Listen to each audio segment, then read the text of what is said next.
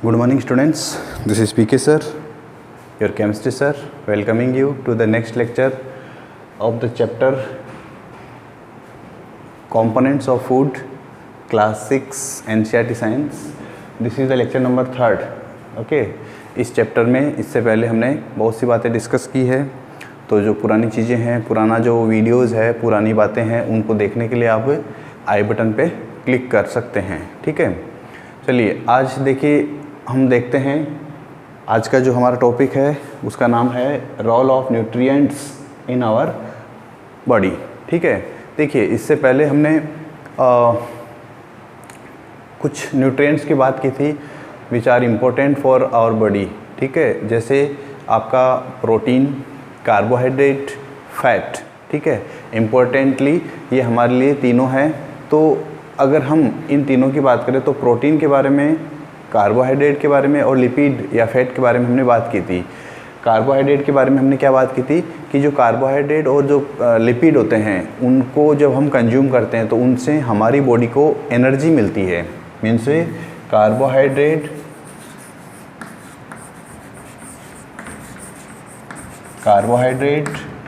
Plus fat that is also called lipid, इनकी help से हमारी बॉडी को क्या मिलती है? एनर्जी मिलती है, इसलिए इनको एनर्जी गिविंग फूड भी कहते हैं। ठीक है, अगर हम ऐसा कोई फूड कंज्यूम कर रहे हैं, हम ऐसा कोई फूड ले रहे हैं which provides us carbohydrate and fat, then that type of food is called energy giving food. Okay, next protein के बारे में हमने बात किया था। प्रोटीन से क्या होता है कि हमारी बॉडी में जितना भी जो रिपेयरिंग और मेंटेनेंस का काम होता है, सपोज़ कीजिए कि किसी भी प्रोसीजर में या किसी भी प्रोसेस में हमारी बॉडी को कुछ चोट लग गया, कुछ वुंड बन गया, इन दैट केस जो बॉडी का जो रिपेयरिंग सिस्टम होता है, जो हीलिंग प्रोसेस होता है, जो वुंड होता है, जो घाव होता है, उसको जो हील करने का जो प्रोसेस है वो सब करता है प्रोटीन। ठीक है, यानी कि प्रोटीन जो होता है वो हमारी बॉडी को बिल्ड करता है। दैट इज़ वाई प्रोटीन जो होता है उसको हम बॉडी बिल्डिंग फूड भी बोलते हैं। ठीक है, ये हमने लास्ट क्लास में डिस्कस किया था। Protein is called body building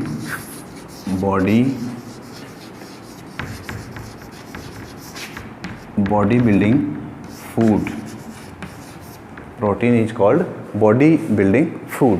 ठीक है, इनके बारे में हमने लास्ट क्लास में हमने इनके बारे में डिस्कस किया था। ठीक है, अब देखिए इनके अलावा भी हमारी बॉडी जो होती है उसके अंदर कुछ इम्पोर्टेंट चीज़ें होती है जो हमें पता होनी चाहिए। ठीक है, तो देखिए हमने जब चैप्टर के स्टार्टिंग में देखा था कि हमारा जो फूड होता है उसमें क्या क्या पार्ट्स होते हैं, किन किन चीज़ों की हमें ज़रूरत होती है, यानी हमारा जो फूड होता है उसमें क्या क्या होते हैं। ठीक है,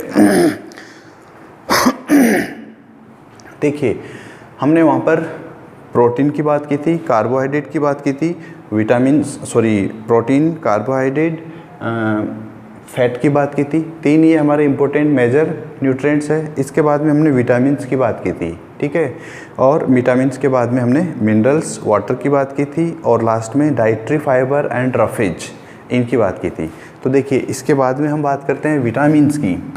विटामिन्स क्या होते हैं और उनका क्या रोल होता है हमारी बॉडी में। ठीक है, सबसे पहला इम्पोर्टेंट पॉइंट ये है कि विटामिन जो होता है उनसे हमें कोई एनर्जी मिलती नहीं है। ठीक है, vitamins does not provide energy. ठीक है, अब विटामिन जो होते हैं वो होते क्या हैं? Vitamins are some chemical substances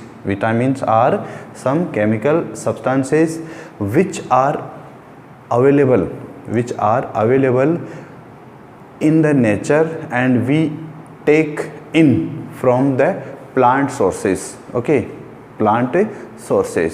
तो विटामिन जो होते हैं उनके कई टाइप्स होते हैं। विटामिन ए होता है, विटामिन बी होता है, विटामिन सी होता है, विटामिन डी होता है, विटामिन ए होता है, विटामिन के होता है। ठीक है, ऐसा कुछ नहीं है कि इनका अल्फ़ाबेटिकल ऑर्डर में ही सब कुछ मिलता है। ठीक है, मीन्स विटामिन एफ़ की बात हम नहीं करते हैं। ठीक है, तो ये डिपेंड करता है, ये अभी आपके क्या बोलते हैं इसको, सिलेबस से बाहर की बात है कि इनका हाउ टू नेम देम और how nomenclature of vitamins is done. ठीक है, अब देखिए सभी विटामिन्स का हमारी बॉडी में अलग अलग फंक्शन होता है, सभी विटामिन का हमारी बॉडी में अलग अलग फंक्शन होता है। और ये जो फंक्शन है इसके लिए आपकी टेक्स्ट बुक में, आपकी जो टेक्स्ट बुक है उसके अंदर एक टेबल गिवन है, एक टेबल दिया हुआ है, टेबल 2.2, आई थिंक टेबल 2.2, देखिए अपनी टेक्स्ट बुक में टेबल 2.2, हाँ sorry table 2.3, okay, the table 2.3 is important for you, you have to learn it by heart, table 2.3। अब इस टेबल के अंदर क्या गिवन है ये हम बाद में डिस्कस करेंगे, पहले हम कुछ विटामिन्स की बात करते हैं। ठीक है, तो देखिए विटामिन्स जो होते हैं, पहली बात ये है कि हमें मिलते कहाँ से हैं, विटामिन्स जो होते हैं वो हमें कहाँ से मिलते हैं। ठीक है, और उनका क्या फंक्शन है। जैसे सबसे पहले बात करते हैं हम विटामिन ए की बात। सबसे पहले विटामिन को शॉर्ट में ऐसे लिखेंगे और फिर ए, विटामिन ए। विटामिन ए के सोर्स क्या होते हैं, विटामिन ए का क्या फंक्शन होता है। तो देखिए सबसे इम्पोर्टेंट बात यह है कि जो विटामिन ए होता है वो हमारी आइज़ और स्किन के लिए अच्छा होता है।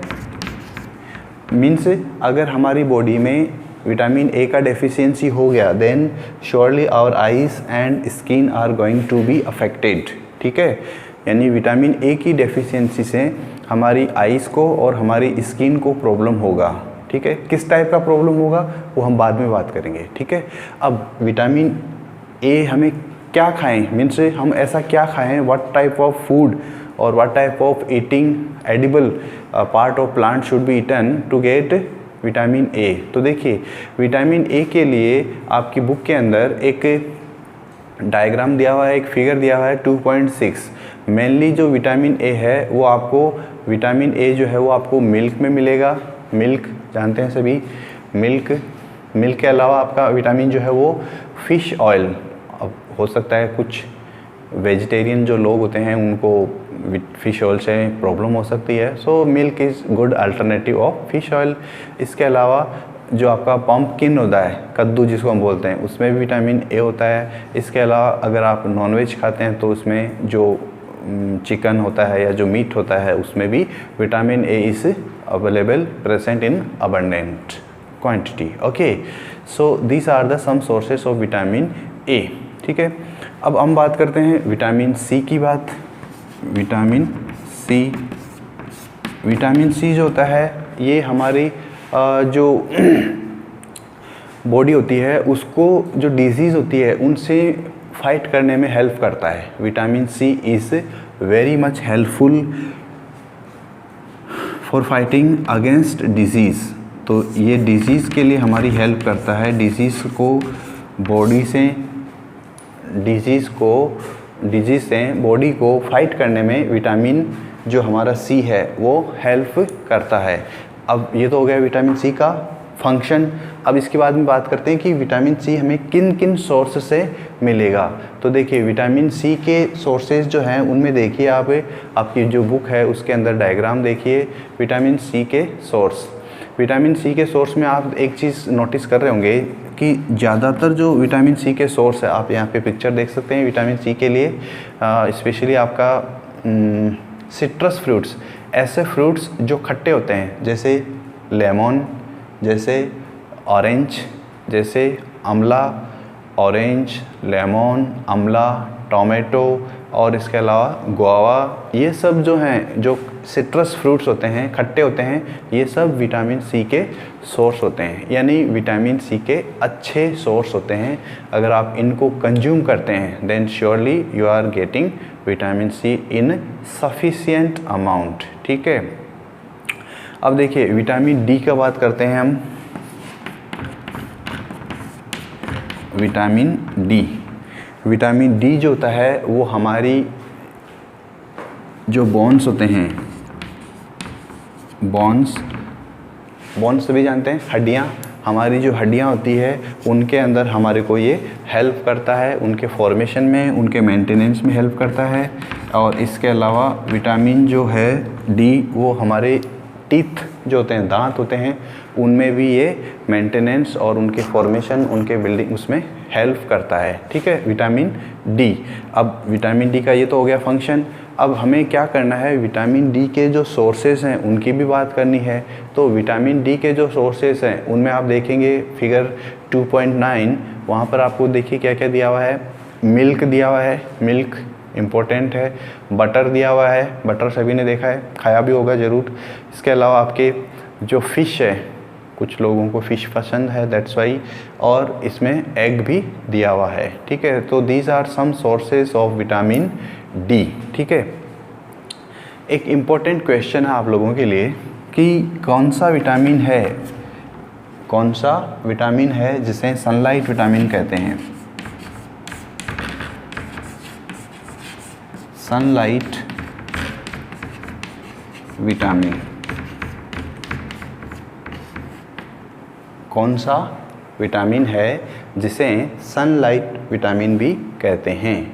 आपको इसका आंसर कमेंट सेक्शन में लिखना है, टाइप करना है और आंसर पोस्ट करना है। विटामिन, कौन सा विटामिन है जिसे हम सनलाइट विटामिन कहते हैं, यानी ये एक ऐसा विटामिन है जो हमें सनलाइट से मिलता है। ठीक है, तो ये एक इसका हिंट है, एक इम्पोर्टेंट हिंट है। ठीक है, देखते हैं कौन इसका आंसर बताता है। ठीक है, अब देखिए इसके बाद में हमने बात की थी वाटर एंड मिनरल्स की। वाटर एंड मिनरल्स, वाटर सभी को पता है, मोस्ट ऑफ द वाटर जो हमारी जो डाइट का जो पार्ट होता है उसको हम ड्रिंक के फॉर्म में यूज़ करते हैं, means water drinking, not that drink, this is water drinking. Okay, water drinking में हम यूज़ करते हैं। इसके अलावा और हमें हमारी बॉडी को वाटर कहाँ से मिलता है, तो देखिए आप जब कोई भी फ्रूट खाते हैं या कोई भी वेजिटेबल खाते हैं तो आपने एक चीज़ ऑब्जर्व की होगी कि जब हम वो जो फ्रूट है उसका जब हम स्किन रिमूव करते हैं, उसका जो छिलका होता है उसको जब हम रिमूव करते हैं तो देखा होगा जो हमारा जो बॉडी का जो पार्ट है स्पेशली यहाँ पे, वहाँ पे कुछ वाटर हमारे को टच होता है, फील करता है। तो वो जो वाटर है वो कहाँ से आया, उस स्किन या उस फ्रूट या उस वेजिटेबल में से। इसका मीनिंग क्या हुआ, अगर हम हम वेजिटेबल्स या फ्रूट्स खा रहे हैं then also we are taking water. ठीक है, ये हो गया सेकेंड प्रोसेस, सेकेंड मेथड जिससे हमें वाटर मिलता है हमारी बॉडी को। ठीक है, इसके अलावा वाटर जो होता है वो हमारे को, जैसे हम जब खाना बनाते हैं कुकिंग के टाइम पे भी हम जो हमारा फूड बनाते हैं उसमें वाटर को यूज़ करते हैं, तो वो वाटर भी हमारी बॉडी में ही जाता है और हमारे लिए उसका भी यूज़ होता है। ठीक है, अब ये तो हो गया इसकी बात। अब देखिए वाटर जो होता है वो हमारी बॉडी में क्या काम करता है, वाटर जो होता है वो हमारी बॉडी में क्या काम करता है। तो देखिए इम्पोर्टेंट बात ये है कि वाटर जो होता है वो हमारी बॉडी में जो फूड का एब्जॉर्प्शन होता है, फूड का एब्जॉर्प्शन उसके अंदर हेल्प करता है। ठीक है, और इसके अलावा जो वाटर जो होता है वो हमारी बॉडी में जो हार्मफुल, वाटर जो होता है वो हमारी बॉडी में जो हार्मफुल चीज़ें होती है, हार्मफुल क्या होता है, कोई भी ऐसा वेस्ट मटेरियल, वाटर जो होता है वो वेस्ट मटेरियल जो होता है उनको बॉडी से बाहर निकालने में हेल्प करता है। कौन, वाटर। किसकी फॉर्म में, दो वर्ड है आपके यहाँ पे, एक तो है यूरिन और एक है आपका स्वेट, पसीना। तो यूरिन और स्वेट जो होता है उसमें क्या होता है, कुछ वेस्ट मटेरियल होता है वो हमारी बॉडी से बाहर निकलता है, तो इसमें भी वाटर का ही रोल होता है, वाटर जो होता है वो हेल्प करता है। ठीक है, नेक्स्ट देखिए इसके बाद में लास्ट जो कंपोनेंट था फूड का वो हमने देखा था डाइटरी फाइबर्स। अब देखिए डाइटरी फाइबर्स जो होते हैं उनका न्यूट्रिशन की हेल्प से, मीन्स एनर्जी की रेस्पेक्ट में उनका कोई रोल नहीं है, means they are giving energy nil, okay, not a single unit they are giving. ठीक है, तो जो डाइटरी फाइबर्स होते हैं उनका ही एक दूसरा नाम और है dietary fibres.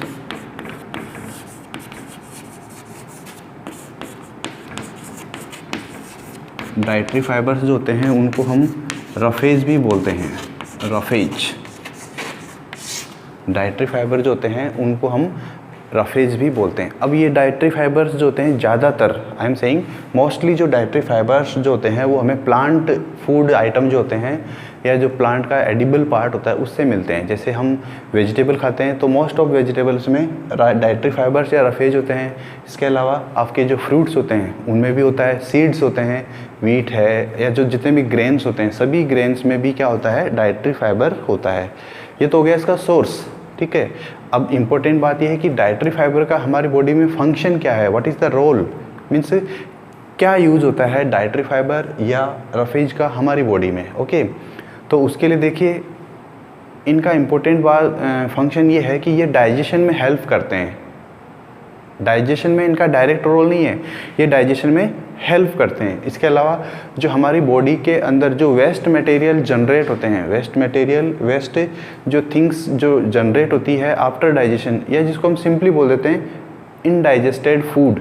That digested food means जो डाइजेशन हो गया, उसके बाद कुछ फूड होता है जो डाइजेस्ट नहीं होता है, that is not useful for our body, that has to be removed from our body. So अगर आप डाइटरी फाइबर्स और रफेज का ज़्यादा यूज़ कर रहे हैं, अच्छा यूज़ कर रहे हैं, good quantity of food roughage and dietary fibres if you are using, तो आपका जो इनडाइजेस्टेड फूड है उसका बॉडी से रिमूवल जो है वो आसानी से होता है, ठीक है।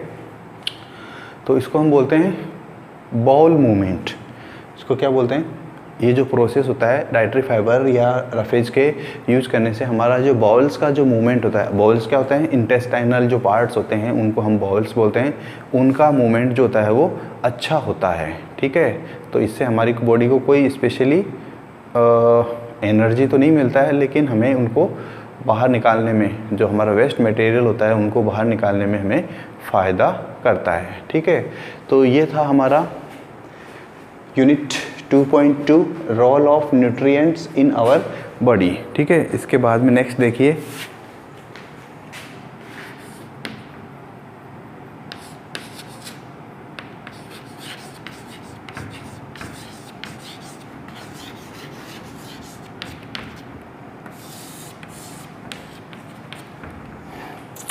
yes, so our next topic is 2.3 that is balanced diet, ठीक है। बैलेंस्ड डाइट का क्या मीनिंग होता है उसको अंडरस्टैंड करने के लिए हमें पहले दो पिक्चर्स पे ध्यान देना है, ठीक है। इस पिक्चर को देखिए बैलेंस्ड डाइट से स्टडी करने से पहले, और इस पिक्चर को देखिए, ठीक है।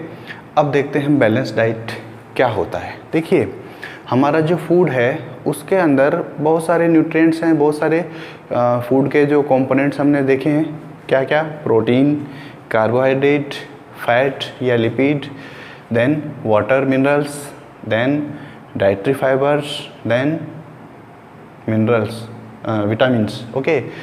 अब देखिए इधर आपने देखा इस पिक्चर में the person, this is also eating food and this person that is also eating food. तो दोनों में क्या डिफरेंस है, ऐसा क्या डिफरेंस हो गया, ये भी हो रहा है, ये भी खा रहा है, ये भी खा रहा है, लेकिन एक जो है इधर वाला है वो लीन थीन है, इधर वाला जो है वो रोबस्ट स्ट्रॉन्ग मेरी तरह, ठीक है।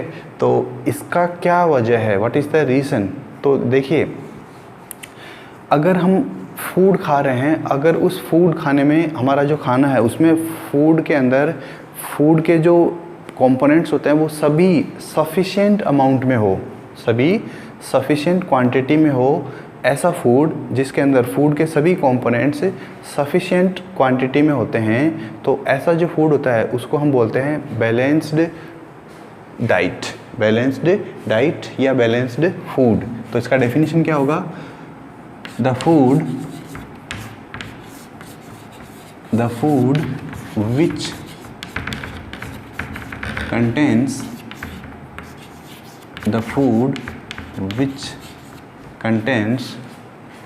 all nutrients in sufficient, the food which contains all nutrients in sufficient quantity, the food which contains all nutrients in sufficient quantity is known as balanced balanced food और डाइट, बैलेंस्ड फूड और balanced diet. तो ये तो होता है balanced food या balanced diet का definition. अब देखिए यहाँ पे दो इम्पोर्टेंट बातें लिखी है, ऑल न्यूट्रिएंट्स, ठीक है, जो भी मिल जाए सब कुछ खा लो तो आपको सभी न्यूट्रिएंट्स मिल जाएंगे, ठीक है।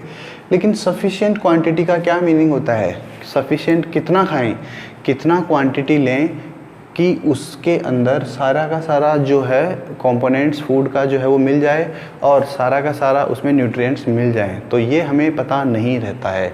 इसको फाइंड आउट करने के लिए हमें डाइटिशियन की हेल्प लेनी पड़ती है। अब डाइटिशियन क्या होता है, डाइटिशियन एक ऐसा स्पेशलिस्ट पर्सन होता है जिसको ये नॉलेज होता है कि कौन से फूड में, कौन से फूड की कितनी क्वांटिटी में कितना एनर्जी हमें मिलेगा, ठीक है।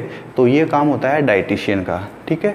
तो जो बड़े बड़े लोग होते हैं उनके पर्सनल डाइटिशियन होते हैं, स्पेशली जो फिल्म स्टार्स होते हैं, स्पेशली जो फिल्म स्टार्स होते हैं उनके पास उनका पर्सनल डाइटिशियन होता है जो उन्हें रिकमेंड करता है कि आपको इतना खाना है, ये खाना है, ये नहीं खाना है, इसको कम खाना है, इसको ज़्यादा खाना है। ये सब जो बातें हैं वो काम डाइटिशियन का होता है, ठीक है।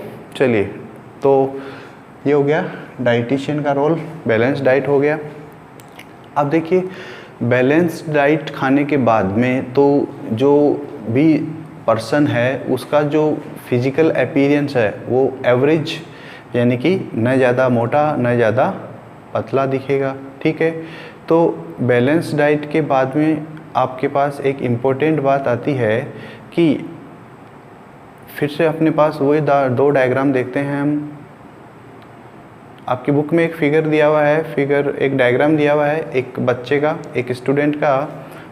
उसके अंदर बड़ा हैवी बच्चा है, जिसका साइज़ काफ़ी बड़ा है। ऐसा क्यों हुआ, ठीक है। तो देखिए हमने देखा था कि जो प्रोटीन होता है, मीन्स प्रोटीन नहीं, फैट या जो लिपिड था वो हमें बहुत एनर्जी देता है विद रेस्पेक्ट टू कार्बोहाइड्रेट। अगर आप फैट या लिपिड की कंपैरिजन करें कार्बोहाइड्रेट के साथ तो फैट जो होता है वो उससे बहुत ज़्यादा एनर्जी देता है। इसका मीनिंग क्या हो गया कि मान लीजिए आपने एक बाउल लिया और उसके अंदर राइस लिया। राइस का मतलब क्या है, rice is a good source of carbohydrate, ठीक है। अब एक आपने दूसरा बाउल लिया और उस दूसरे बाउल के अंदर आपने क्या लिया, क्रीम लिया, मलाई जिसको हम बोलते हैं क्रीम। अब क्रीम में तो फैट होगा, लिपिड होगा। अगर आपने दोनों की सेम क्वांटिटी ली है तो ध्यान रखना इसको खाने से आपको ज़्यादा एनर्जी मिलेगी। तो फिर हम इसको क्यों खाएं? अगर इतना खाने से हमारे को ये सफिशिएंट ज़्यादा एनर्जी दे रहा है तो why should we eat this rice. तो प्रॉब्लम क्या आती है कि अगर आप एक ही टाइप का पर्टिकुलर टाइप का फूड ज़्यादा यूज़ करेंगे तो फिर उसकी जो ज़्यादा एनर्जी है वो हमारी बॉडी में स्टोर हो जाएगी, और जब बॉडी में ज़्यादा एनर्जी जो है वो स्टोर हो जाएगी in the form of calories, तो हमारा जो फैट का जो पार्ट है बॉडी में, फैट का जो पार्ट है हमारी बॉडी में वो क्या हो जाएगा, इंक्रीज हो जाएगा। और रिजल्ट क्या निकलेगा, इसकी तरह, लुक दिस पिक्चर, इसकी तरह। और ये जो प्रॉब्लम होती है इस प्रॉब्लम को हम क्या बोलते हैं, ओबेसिटी, मोटापा। हिंदी में क्या बोलते हैं इसको, मोटापा, मतलब मोटा हो जाना। सिंपल सी बात है, मोटा हो जाना। तो ये जो कंडीशन है इसको हम क्या बोलते हैं, ओबेसिटी। अब ऐसा क्यों होता है, ओबेसिटी क्यों होता है? जब आप किसी पर्टिकुलर ज़्यादा एनर्जी वाले फूड को कंज्यूम करते हैं, एक फूड को आप रेगुलरली ज़्यादा क्वांटिटी में कंज्यूम करेंगे, जैसे आपने मान लीजिए क्रीम खाया या आपने ऐसा कुछ खाया जिसके अंदर बहुत ज़्यादा फैट या लिपिड हो बहुत ज़्यादा, तो उस कंडीशन में क्या होगा, आपका जो बॉडी है उसमें एनर्जी यानी कि कैलोरीज जो है वो इंक्रीज हो जाएगी, और जो इंक्रीज्ड कैलोरीज है वो बॉडी में स्टोर होगी। स्टोर होने का मतलब आपकी बॉडी में फैट डिपोजिशन स्टार्ट हो जाएगा और आप कैसे लगेंगे, इसकी तरह। Okay, so this is called obesity. अब एक नेक्स्ट कंडीशन देखते हैं। चलिए नेक्स्ट कंडीशन देखते हैं। इस पिक्चर की तरफ देखिए, कैसा दिख रहा है, एकदम लीन थीन लगता है, जैसे कई दिनों से खाना नहीं खाया है।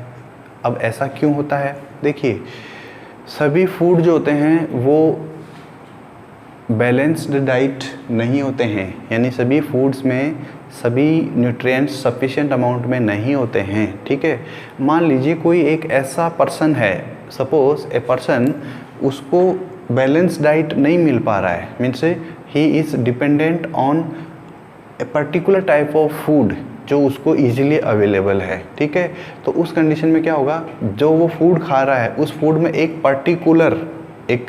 पर्टिकुलर न्यूट्रिएंट ही अवेलेबल है ज़्यादा क्वांटिटी में, तो उसकी बॉडी के अंदर जो दूसरे न्यूट्रिएंट्स हैं उनकी डेफिशिएंसी हो जाएगी, उनकी शॉर्टेज हो जाएगी। ठीक है, और जब उसकी बॉडी में पर्टिकुलर टाइप की डेफिशिएंसी हो जाएगी पर्टिकुलर फूड कंपोनेंट की, तो उसकी बॉडी में कुछ एबनॉर्मलिटीज़ आना स्टार्ट हो जाएगी। ठीक है, कुछ टाइप की बीमारियां, डिसीज़ उसको आना स्टार्ट हो जाएगी। डिसीज़ भी हो सकती है और डिसऑर्डर भी हो सकता है। ठीक है, तो ऐसी जो डिसीज़ होती है जो कि हमारे बॉडी में किसी फूड की पर्टिकुलर कंपोनेंट की डेफिशिएंसी यानी शॉर्टेज से होती है, उनको हम क्या बोलते हैं? Deficiency disease.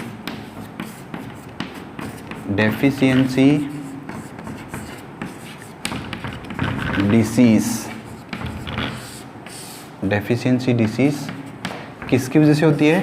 Due to shortage of a particular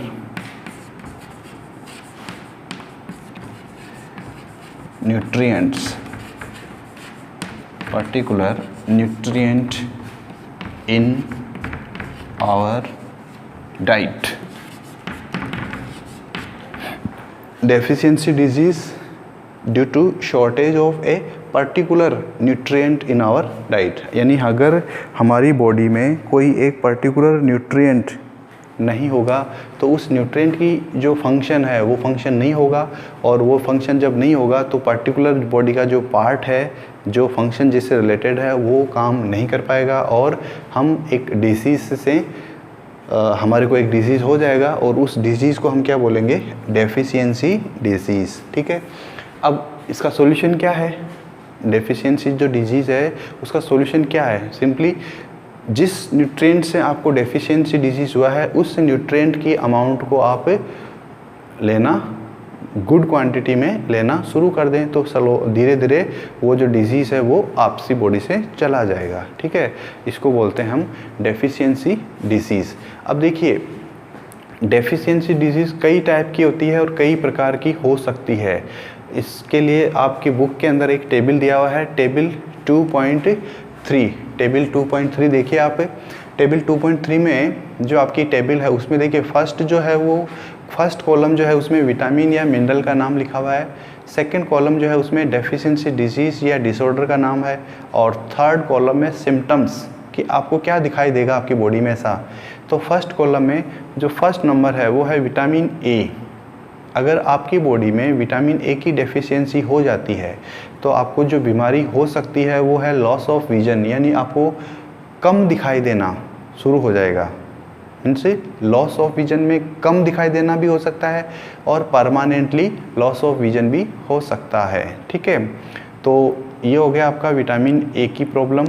ठीक है, सेकेंड है विटामिन B1। देखिए विटामिन बी जो होता है ये एक्चुअली ये कई सारे विटामिन्स का ग्रुप है, that is why vitamin B जो होता है इसको विटामिन बी कॉम्प्लेक्स भी बोलते हैं। क्या बोलते हैं इसको? Vitamin B complex. कॉम्प्लेक्स क्यों बोलते हैं? क्योंकि ये ग्रुप है, it is a group of many vitamins, B1, B2, B3, B5, B6 like that. Okay, so vitamin B जो है ये ग्रुप है, इसलिए इसको बोलते हैं विटामिन बी कॉम्प्लेक्स। ओके, चलिए नेक्स्ट है, हम बात कर रहे थे विटामिन बी की, और विटामिन बी में भी स्पेशली विटामिन B1। ठीक है, जब आप हायर क्लास में जाएंगे तो इनके बारे में डिटेल स्टडी करेंगे आप इनकी। तो विटामिन B1 जो होता है उसकी जो डेफिशिएंसी से जो रोग होता है, डिसीज़ होता है, उसको हम बोलते हैं बेरी बेरी डिजीज़। कौन सा डिसीज़ बोलते हैं उसको, beri disease. You can see in the picture in the table. Beri का मीनिंग क्या होता है, लॉस ऑफ एपेटाइट, भूख नहीं लगना, मीन्स आपको भूख कम लगती है या बहुत ही कम लगती है। अब आप सिंपल सी बात है, अगर आप कम खाएंगे तो आपकी बॉडी के अंदर कम एनर्जी जाएगी, तो जो आपका बॉडी का जो फंक्शन है वो कॉम्प्रोमाइज़ होगा, अफेक्ट होगा, और उसमें ये हो सकता है कि आपकी जो मसल्स है उनको वो कमज़ोर हो सकती है, और इसके अलावा आपकी जो बॉडी है वो आपका जो काम करने में, वर्क करने के जो एनर्जी चाहिए वो आपके पास नहीं होगी, तो आपका काम करने का भी मन नहीं करेगा, वर्क। ओके, नेक्स्ट है विटामिन सी। चलिए विटामिन सी के बारे में एक इम्पोर्टेंट इन्फॉर्मेशन। विटामिन सी जो होता है इसका केमिकल नेम है एस्कॉर्बिक एसिड। विटामिन सी का केमिकल नेम क्या होता है, एस्कॉर्बिक एसिड। इम्पोर्टेंट है, याद रखना है आपको।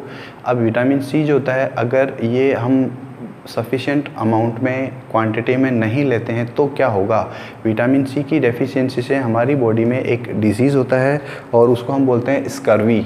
क्या बोलते हैं इसको, स्कर्वी डिजीज़। क्या होता है उसके अंदर, हमारे जो गम्स होते हैं, गम्स कहाँ होते हैं, जो हमारे जो टीथ होते हैं, उन टीथ के जो चारों तरफ जो नीचे स्किन होता है उसको हम गम्स बोलते हैं। तो जो गम्स होते हैं उनमें से क्या होता है, ब्लीडिंग आना लग जाता है, यानी ब्लड आने लग जाता है। देखा होगा आपने, कुछ स्टूडेंट्स जब ब्रश करते हैं तो ब्रश करते समय उनका जो टूथब्रश होता है उसके अंदर कुछ ब्लड आता है। ये क्यों आता है, क्योंकि उनके जो गम्स हैं, उनके जो मसूड़े हैं वो कमज़ोर हैं, वीक हैं।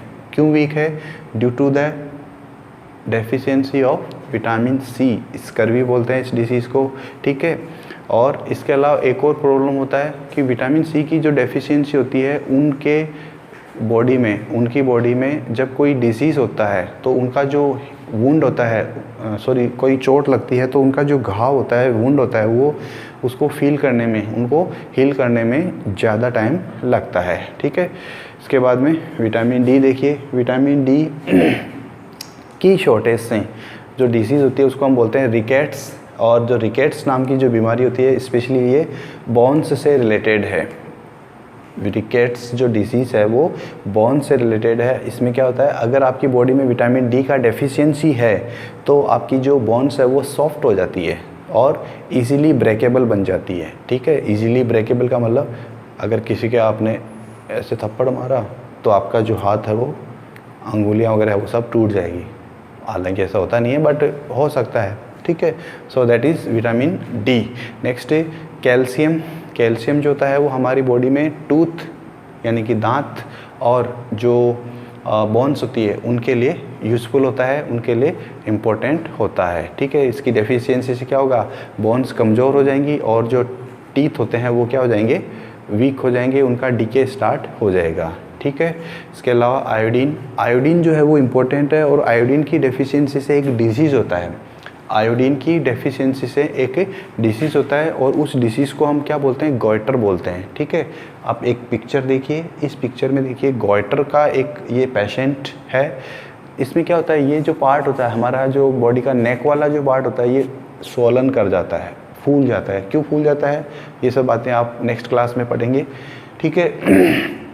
तो ये होता है आयोडीन का रोल, ओके। हमारी बॉडी, यहाँ पर एक ग्लैंड होती है जिसको हम थाइमस ग्लैंड बोलते हैं, ठीक है, थायराइड ग्लैंड बोलते हैं। और ये जो थायराइड ग्लैंड होती है इसकी प्रॉपर ग्रोथ के लिए आयोडीन की रिक्वायरमेंट होती है, ठीक है। आयोडीन नहीं लेंगे तो ये आयोडीन की डेफिशिएंसी से ये स्वेल करेगी, स्वेलिंग होगा। इस डिसीज़ को हम बोलते हैं गॉइटर, ठीक है। और सबसे लास्ट इस टेबल में सबसे लास्ट है आयरन, लोहा। आयरन की डेफिशिएंसी से हमारी बॉडी में जो डिसीज़ होती है उसको हम बोलते हैं एनीमिया।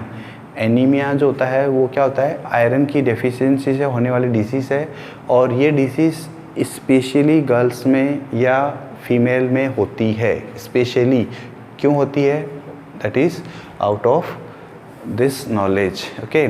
अब आयरन का सोर्स क्या है, मीन्स क्या खाया जाए कि आयरन हमें मिले, तो कुछ ग्रीन वेजिटेबल्स होती है उनमें आयरन की अच्छी क्वांटिटी होती है, तो उसके कंजम्पशन से हमें आयरन की डेफिशिएंसी को दूर कर सकते हैं, ठीक है। सो ये था हमारा table 2.3। So in this way ये जो चैप्टर है ये कंप्लीट होता है। चैप्टर का जो पूरा रिवीजन है वो करते रहिए। चैप्टर इम्पोर्टेंट है, उसकी कुछ बातें आपके लिए डेली लाइफ में भी यूज़फुल होती है, ठीक है। So this is the end of the class. Okay, meeting you in the next class. Till then take care and bye bye.